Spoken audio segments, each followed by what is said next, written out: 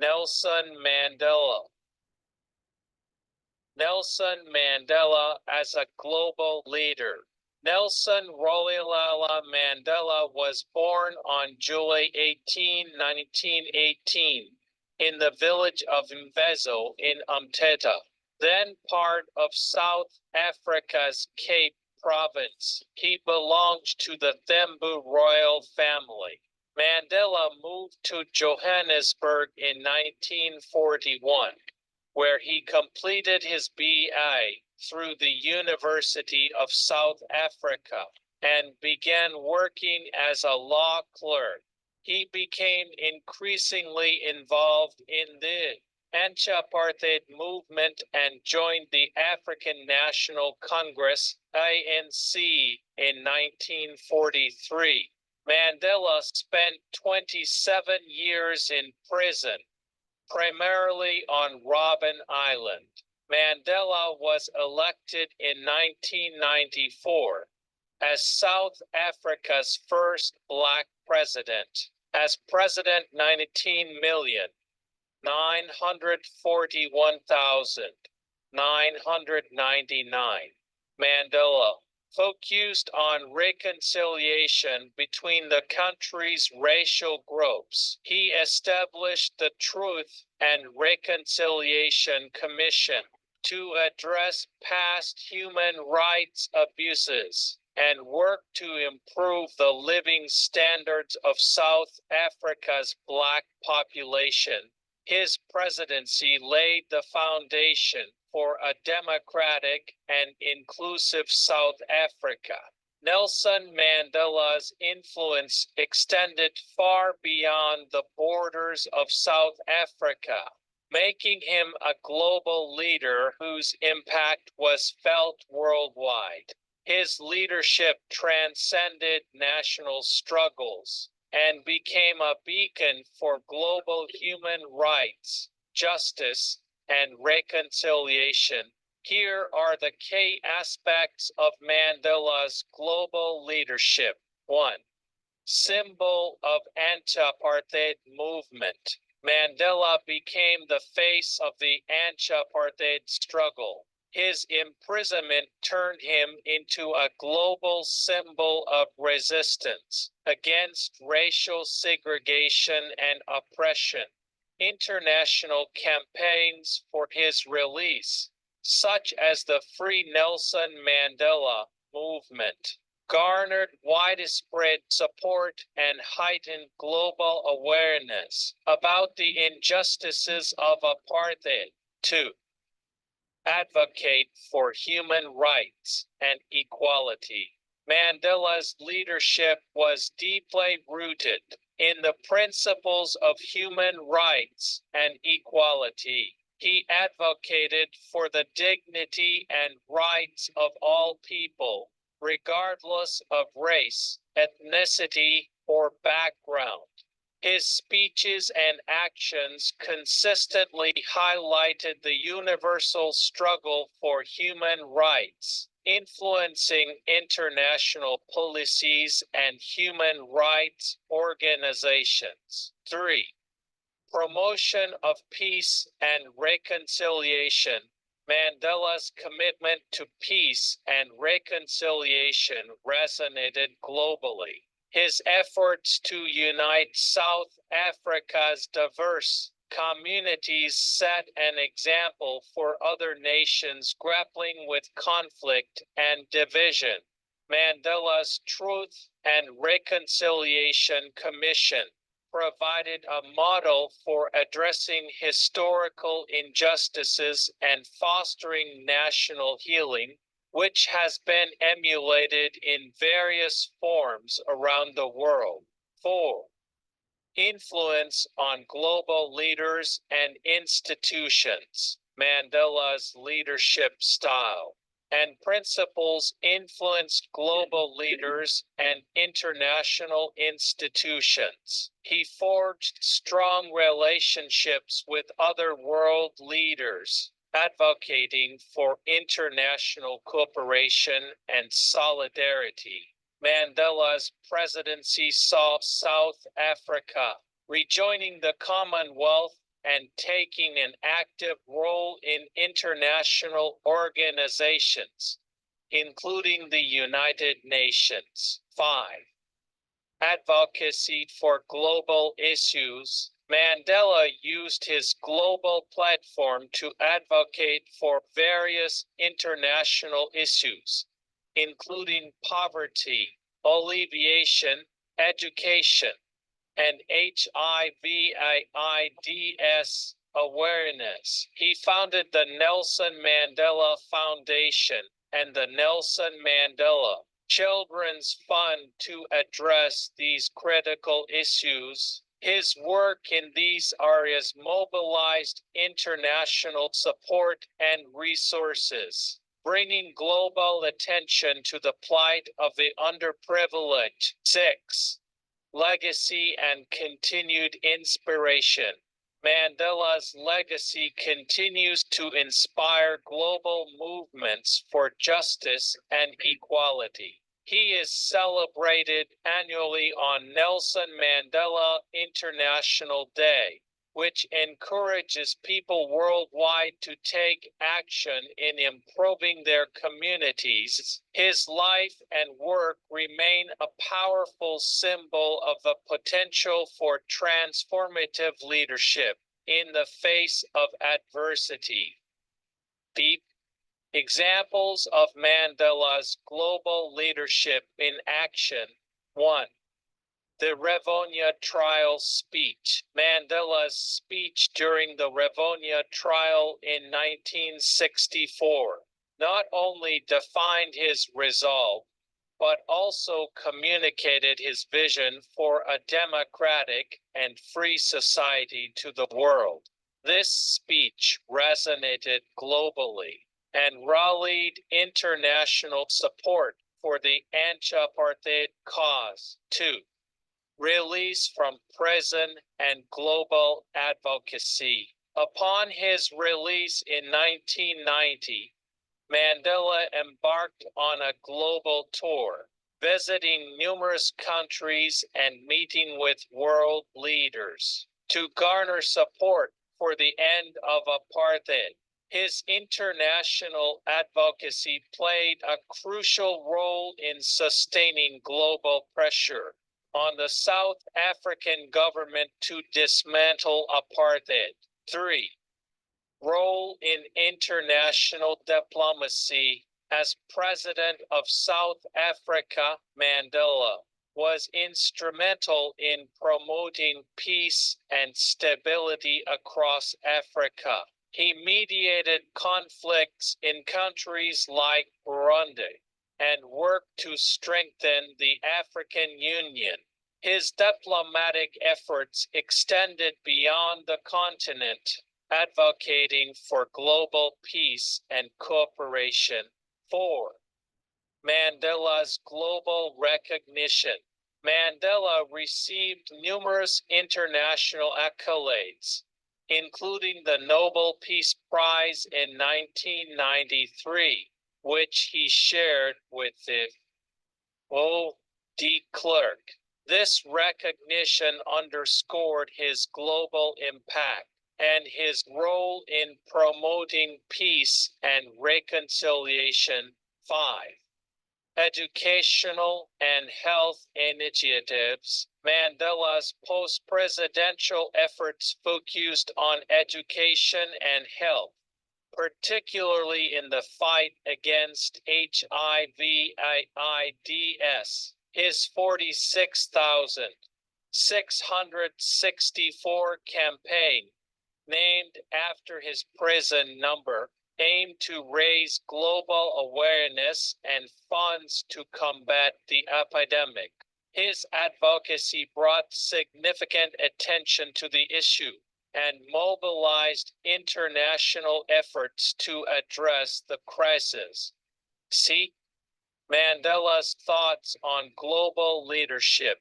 Mandela's philosophy on leadership was characterized by inclusivity, resilience, and a deep commitment to justice. Here are some key elements of his thoughts on global leadership. 1.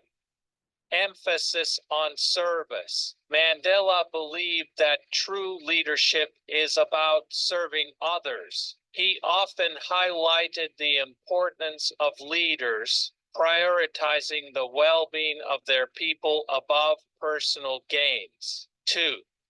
Importance of forgiveness. Forgiveness and reconciliation were central to Mandela's leadership. He viewed these as essential for healing and moving forward from past conflicts, a lesson he shared with the world. 3. Advocacy for education. Mandela famously said, "Education is the most powerful weapon which you can use to change the world." He saw education as a critical tool for personal and societal development and consistently advocated for global educational initiatives. 4. Commitment to justice. Mandela's life was dedicated to the pursuit of justice. He believed in the fundamental right of every individual to live with dignity and fought tirelessly against any form of oppression and discrimination. 5. Global solidarity. Mandela championed the idea of global solidarity, emphasizing that the struggles for justice and equality in any part of the world are interconnected. He encouraged nations and peoples to support one another in their respective fights for freedom and human rights. D. Notable speeches. 1. I am prepared to die. Speech Rivonia Trial, 1964. One of Mandela's most famous speeches was delivered during his defense at the Rivonia trial. In this speech, he outlined his commitment to the struggle against apartheid and his readiness to sacrifice his life for his ideals. I have cherished the ideal of a democratic and free society in which all persons live together in harmony and with equal opportunities. It is an ideal which I hope to live for and to achieve. But if needs be, it is an ideal for which I am prepared to die. 2. Release from prison speech, Cape Town, 1990. Upon his release from prison, Mandela addressed a large crowd in Cape Town, reaffirming his commitment to peace and reconciliation and calling for continued struggle against apartheid. I stand here before you not as a prophet, but as a humble servant of you, the people. Your tireless and heroic sacrifices have made it possible for me to be here today. I therefore place the remaining years of my life in your hands. 3. Inaugural Address Pretoria, 1994. Mandela's inaugural speech as president was a powerful message of hope, reconciliation, and the dawn of a new era for South Africa. We have at last achieved our political emancipation. We pledge ourselves to liberate all our people from the continuing bondage of poverty, deprivation, suffering, gender, and other discrimination. We commit ourselves to the construction of a complete, just, and lasting peace. 4. Speech at the United Nations, New York, 1994. In his speech at the UN General Assembly, Mandela expressed gratitude for the international community's support in the fight against apartheid. and called for global efforts to address issues such as poverty, inequality, and conflict. The millions across our globe who stand expectant at the gates of hope look to this organization, which can open those gates, to bring them in from the deserts of poverty and war, oppression and repression. 5. Speech at the Loris World Sports Awards Monaco 2000. Mandela spoke about the unifying power of sports in promoting peace and mutual understanding among different races and cultures. Sport has the power to change the world.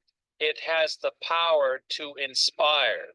It has the power to unite people in a way that little else does. Sport can create hope where once there was only despair.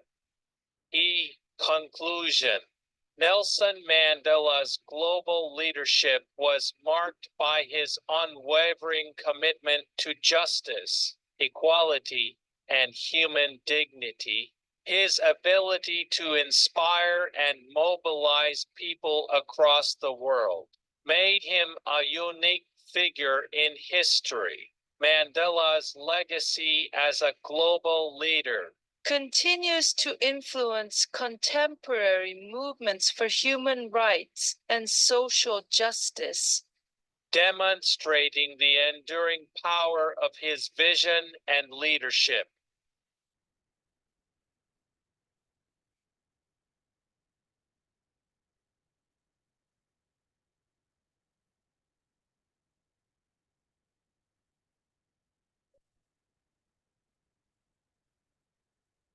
The man known to history as Nelson Mandela was born on the 18th of July 1918 in the village of Mvezo in the Cape Province, the southernmost province of what was then the Union of South Africa.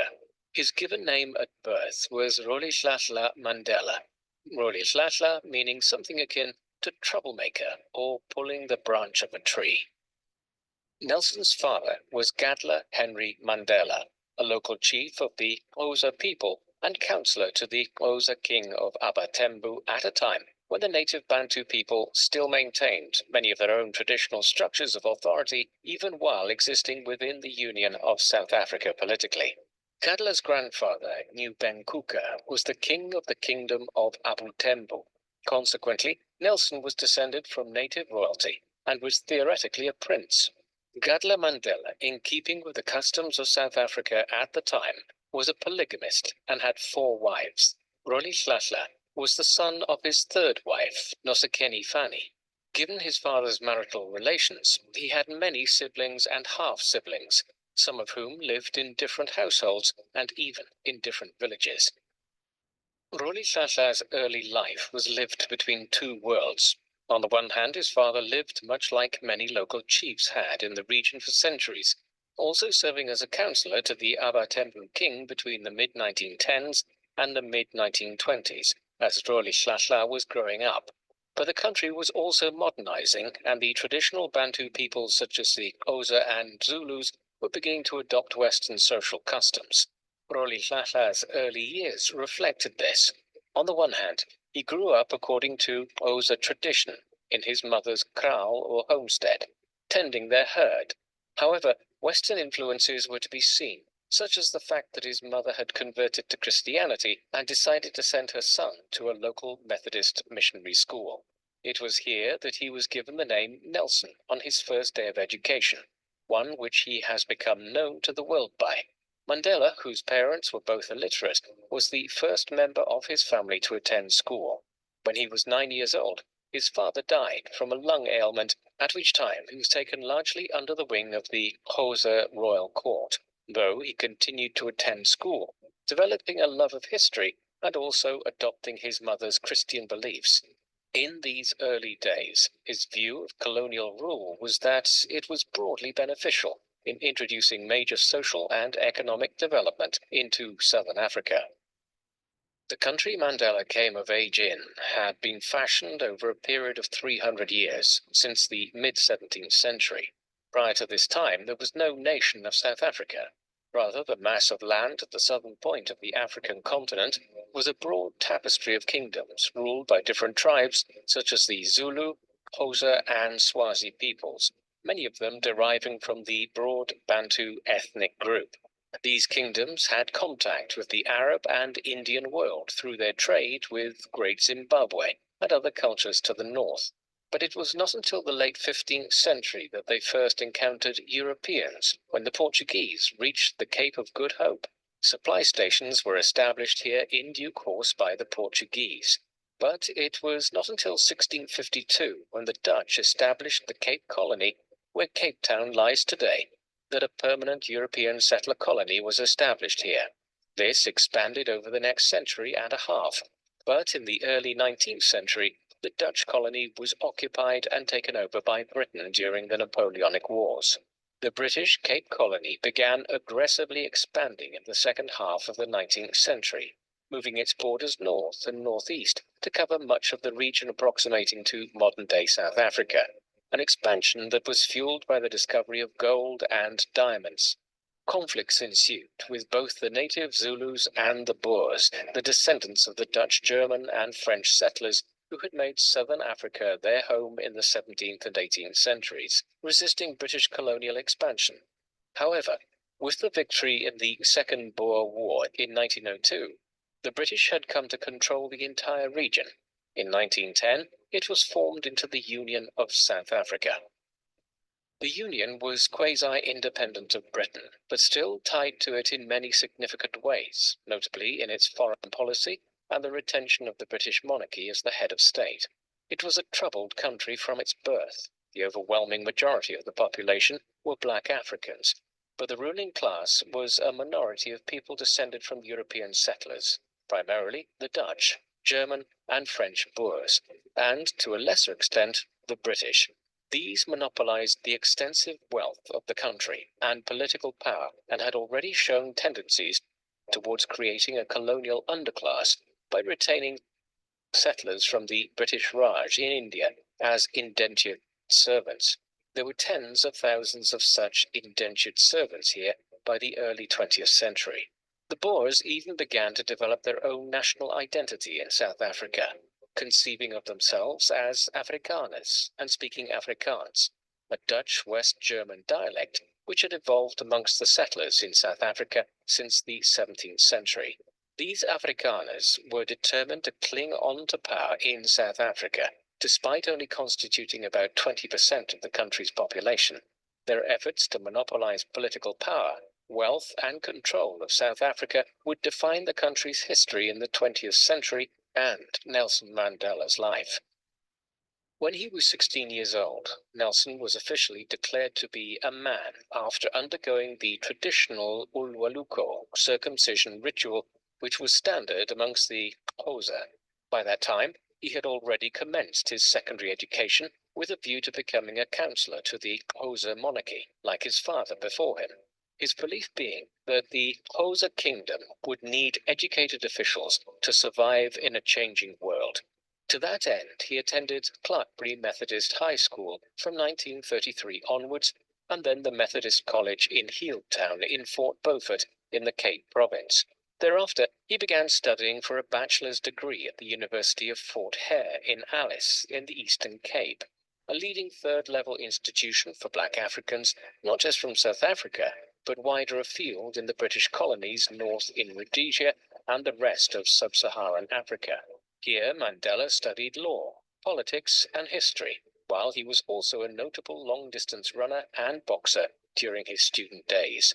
In 1939, as the Second World War broke out in Europe, Mandela began attending Fort Hare. At this time, he supported South Africa's involvement as a British colony, an indication that even in his early 20s, Mandela still viewed colonial rule positively. Mandela had lived a relatively isolated life up to this point, largely confined to his experiences of traditional Xhosa society and Fort Hare in the East Cape. All that would change in the 1940s. At the start of the decade, a prominent chief of Abatembu, Jongin Taba, set up an arranged marriage for Mandela. Nelson wished to avoid this, and so he fled to the city of Johannesburg in the spring of 1941, before eventually relocating to George Gotch Township. Here he met and befriended Walter Sisulu, a prominent activist in the African National Congress, or ANC. This had been founded back in 1912 as the South African National Native Congress to agitate for the rights of black South Africans within the Union of South Africa. It was renamed as the African National Congress in 1923. The party was primarily comprised of well-educated black Africans who lived in the major towns of the Union, many of whom were Christians. However, it also enjoyed considerable, though unofficial, support from native power groups such as the Xhosa. Mandela was impressed by the political views of Sisulu and others, a large number of whom were left-wing activists, and by 1943 he had become a member of the ANC. Just months later, at Easter 1944, he was central to the establishment of the ANC Youth League, after convincing the ANC president at the time, Alfred Bitimi Xuma, that if their struggle was to be successful, they would need to gain mass support from the younger generations of South Africans. It was also around this time, in early 1944, that Mandela married his first wife, Evelyn Massey, a trainee nurse whom he had met at a gathering at Walter Sisulu's house, Evelyn being a close friend of Sisulu's partner, Albertina. Mandela and Evelyn started dating within days of first meeting and were soon engaged. They married in a civil ceremony at the Johannesburg Crown Commissioner's Court on the 5th of October 1944. The wedding was a muted affair, as the couple could not afford a wedding feast on Evelyn's salary as a trainee nurse, and the income from Mandela's various jobs in law clerks' offices. For a time they lived in a room in Evelyn's sister Kate's home. Their own first home in the Johannesburg township of Soweto, which they moved into in 1946, was also a very modest affair, being a small brick building with a cement floor and a galvanized tin roof. Together they would eventually have 4 children, a son, Tembikele, born in 1946, a daughter, Makaziwe, born in 1947, and who unfortunately died of meningitis in infancy, another son named Makgato, born in 1950, and another daughter in 1954, whom they named Makaziwe in honor of their first daughter, who had died so prematurely. As Mandela and Evelyn were starting their family, the ANC's struggle for the rights of black South Africans was becoming an even more bitter battle. The war years had seen many black Africans migrating to the cities and towns of South Africa and increasing their agitation for political representation and economic equality through movements like the ANC. This perturbed many amongst the Boer-descended white minority who wanted to retain control of South Africa. It was terminated across South Africa. 대부분의 병원들이 다 닫았어요. 전쟁 때문에. 현지에서 사실 유일하게 국경 Africa. Political violence continued, most notably the Soweto uprising of June 1976, when approximately 20,000 students protested against the government in Soweto, a major suburb of Johannesburg. The government crackdown was brutal, with at least 170 deaths and perhaps as many as 700. Hundreds more were badly injured. These and other atrocities perpetrated by the ruling National Party continued to make South Africa a pariah for many on the international stage.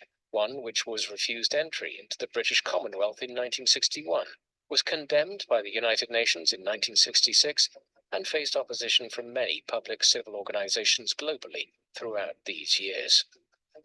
Back on Robben Island, conditions for Mandela and the others who had been convicted in 1964 were improving by the end of the decade, in large part because the ANC had successfully made their detention a subject of international interest. As a result, Mandela was visited by numerous high-ranking political figures from the late 1960s onwards, notably the British Defence Minister Denis Healey, but in other ways their treatment remained harsh.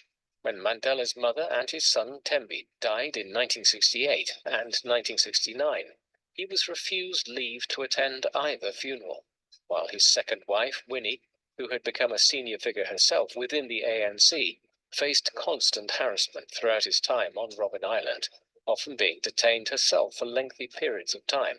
Mandela used this time to continue his legal studies, while he also organized several hunger strikes to protest at the treatment of him and his fellow political prisoners. Beyond this, he devoted much of his time to reading. While his behavior was generally sanguine enough, but in 1975 he was classed as a Class A prisoner, who was allowed increased visits and correspondence with the outside world.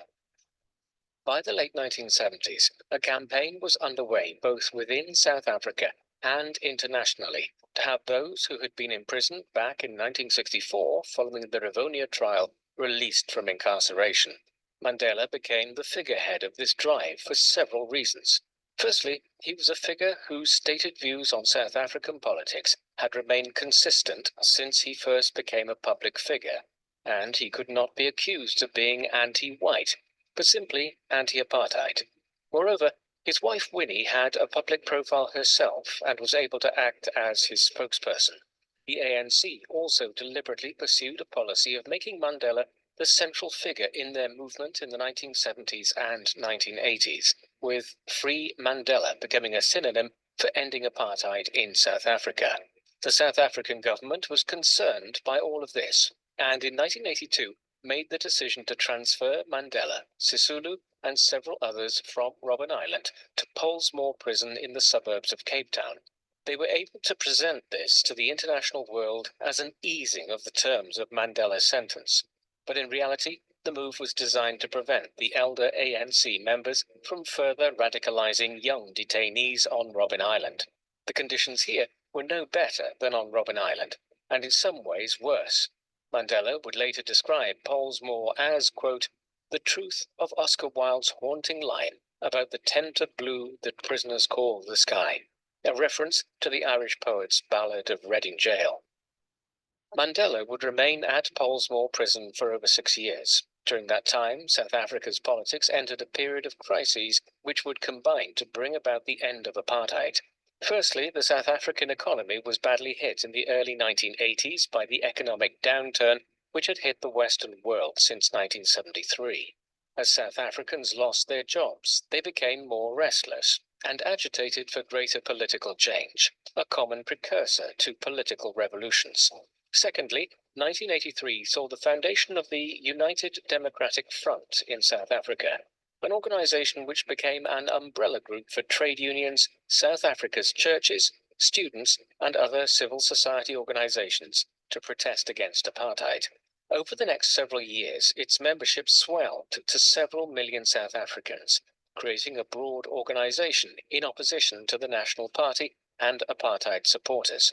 Finally, on the international stage, the Cold War began drifting inexorably to a conclusion from the mid-1980s, following Mikhail Gorbachev's assumption of the leadership of the Soviet Union.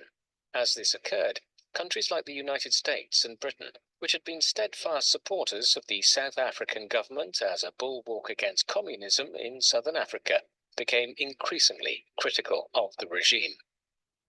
By the mid-1980s, these events had begun to exert immense pressure on the government of Peter Willem Botha, the leader of the National Party and consecutively the Prime Minister of South Africa from 1978 to 1984, and then President of the country from 1984 to 1989. In particular, social unrest within South Africa and the economic damage that was being inflicted on the country by international trade boycotts owing to the white minority's continuing adherence to apartheid, were major issues which Botha and his ministers could not ignore. Accordingly, as early as 1985, talks were underway between the government and Mandela and other ANC leaders about how to transition to a more democratic country, where black South Africans would be fully enfranchised. Earlier constitutional reforms in 1983 to create a tri-cameral parliament, one wherein blacks, Indians, and other non-whites would each have a say of some kind, having been viewed as simply a smokescreen. These talks moved slowly from 1985 onwards, with Botha only willing to countenance a slow transition to a broad democracy in South Africa. But as the international situation changed in the late 1980s and the pressure on the apartheid government rapidly increased, it became evident that Botha's position was untenable. He resigned in August 1989 and was replaced by the individual who, alongside Mandela, would be most responsible for dismantling apartheid in South Africa. F.W. de Klerk, a member of a prominent Afrikaner family who had been a member of the House of Assembly for the National Party since 1972, and who had garnered a reputation as a firm supporter of apartheid. However, in the late 1980s and early 1990s, he would dramatically shift course in order to avoid plunging South Africa into a racial civil war. By the time de Klerk became president of South Africa in the autumn of 1989, Mandela had been moved from Pollsmoor prison to Victor Verster prison near the city of Paarl in the Western Cape. He had developed tuberculosis in 1988 while at Pollsmoor from the damp there and was moved to Victor Verster to recover. Within weeks, de Klerk was debating with his cabinet about legalizing the ANC and releasing Mandela from prison, moves which he believed could not be prevented once the Berlin Wall fell in Germany in November 1989 and the Western rationale for supporting the apartheid government began to crumble, along with the wall in Germany. Thus, in December 1989, de Klerk met with Mandela and indicated that he was to be released from prison after a quarter of a century in detention. In a surprise move, though, Mandela requested that this be delayed as he needed to liaise with the other heads of the ANC and to prepare for his release. Consequently, it was not until the 11th of February 1990 that Mandela finally walked out of Victor Verster prison as a free man. The images of him walking out, holding his wife Winnie's hand in the air, are some of the most iconic of the politics of the late 20th century. While Mandela was released early in 1990, and there were concerted efforts underway to bring apartheid to an end, this was a long and complicated process. A society which had been divided in such a way for over 40 years could not be radically overhauled in just a few weeks. First, the ban on the ANC was lifted, and this allowed for bilateral talks between the party and de Klerk's government. Concerted negotiations were undertaken at the Convention for a Democratic South Africa, held in the Johannesburg Trade Center in December 1991. Here, the remaining divisions between both sides were clearly on display, with de Klerk asserting that the ANC had effectively been a terrorist organization, and Mandela denouncing apartheid rule in his speech. On top of this, both figures had to contend with hardliners within their respective parties, who did not want to accommodate the other side. Talks through 1992 focused on whether a federal South Africa should be established, which would grant significant autonomy to individual regions. This would allow the white Afrikaner community to retain significant control over the Cape Province and other regions where they were largely concentrated. De Klerk also mooted the idea of a rotating presidency, with white South Africans assured of terms in office. These major points of contention aside, by the end of 1993, both sides, led by de Klerk and Mandela, had managed to agree on the holding of elections in the spring of 1994, the first of which would involve a wide franchise in which black South Africans and other non-white communities would have an equal vote with the Afrikaner community. On the back of this, Mandela and de Klerk were jointly awarded the Nobel Peace Prize in 1993 for their collective work in bringing apartheid to an end. It was during the early 1990s as well that Mandela finally managed to publish his well-known autobiography entitled Long Walk to Freedom. Mandela had begun writing this while imprisoned on Robben Island in the 1970s, but efforts to smuggle the text out of prison and have it published in London had failed, and at various times pages of it had been found by guards and confiscated. Now, most likely with the aid of a ghostwriter, he published it in 1994. The book provided an extensive account of his youth and early years, before delving into his political career and beliefs in the second part. Yet it was also a product of its time, and Mandela either toned down certain sections or emphasized others in line with the political needs of the transition away from apartheid. For instance, almost nothing is said of de Klerk's complicity in some of the more violent actions of the National Party government in the 1970s and 1980s, while many aspects of the terror campaign engaged in by the ANC, much of which involved Mandela's second wife Winnie, were obfuscated. These issues aside, the book went on to become a bestseller and is a striking statement of one man's adversity over a period of nearly 30 years in various prisons. The first free and fair elections in South Africa's history were held between the 26th and 29th of April 1994. Nearly 20 million votes were cast, a huge proportion of the eligible electorate in what was then a country of 43 million people. Mandela stood for election as president as head of the ANC and won a clear majority, with 62% of votes cast, while de Klerk and the National Party won just over 20%.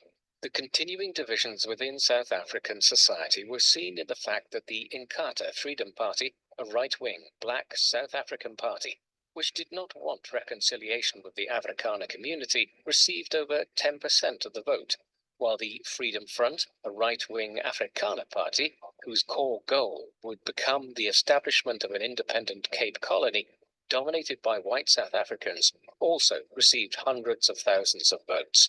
While this pointed towards the fact that there was still much to be done to effect national reconciliation, the election brought Mandela and the ANC to power. He was sworn into office in Pretoria on the 10th of May 1994. He would head up a government of national unity, which included seats in the cabinet for members of any party which obtained more than 20 seats in the parliament, as had been agreed by the ANC and the National Party prior to the elections. Thus, de Klerk, along with Thabo Mbeki, the deputy president of the ANC, became deputy presidents of South Africa.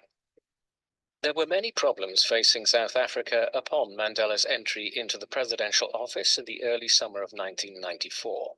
While apartheid had come to an end, South African society was still bitterly divided. Perhaps more significantly, the economic state of the country was not good. Most of the wealth was concentrated in the hands of the white minority, with most black South Africans entrenched in poverty. There was also a dire need for investment in schools, hospitals, and other social services countrywide, while large sections of the country did not have access to electricity or clean water. Crime was also pervasive. To compound matters, many white Afrikaners were leaving the country, fearing that they would have their wealth stripped from them by state policies in the new South Africa. This resulted in a wealth drain and a brain drain, as the white community was better educated than the black majority, owing to the educational inequality which had prevailed during apartheid. Finally, South Africa's international trade was in a dismal state following years of international boycotts of South African exports in protest at apartheid.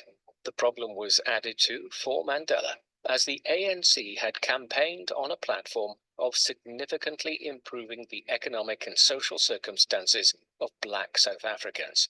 Yet it was not at all clear how this would be achieved. Mandela perceived his primary role as president to oversee the transition to a new post-apartheid South Africa and to effect national reconciliation. There was no guarantee in 1994 that the country would not descend into racial violence. Mandela aimed to avoid this by appealing to South Africans of all backgrounds to forge a new rainbow nation, a term devised by the Archbishop of Cape Town, Desmond Tutu, to describe a new multiracial country. Mandela led the way in doing so. He was openly respectful of the history and culture of the white Afrikaner population and tried to cultivate ties with former enemies. He spoke often of peace and reconciliation, though it was not always easy. His relationship, for instance, with de Klerk in the unity government was strained, the National Party leader finding it difficult to perform the role of the junior partner in government after nearly half a century of uninterrupted National Party rule.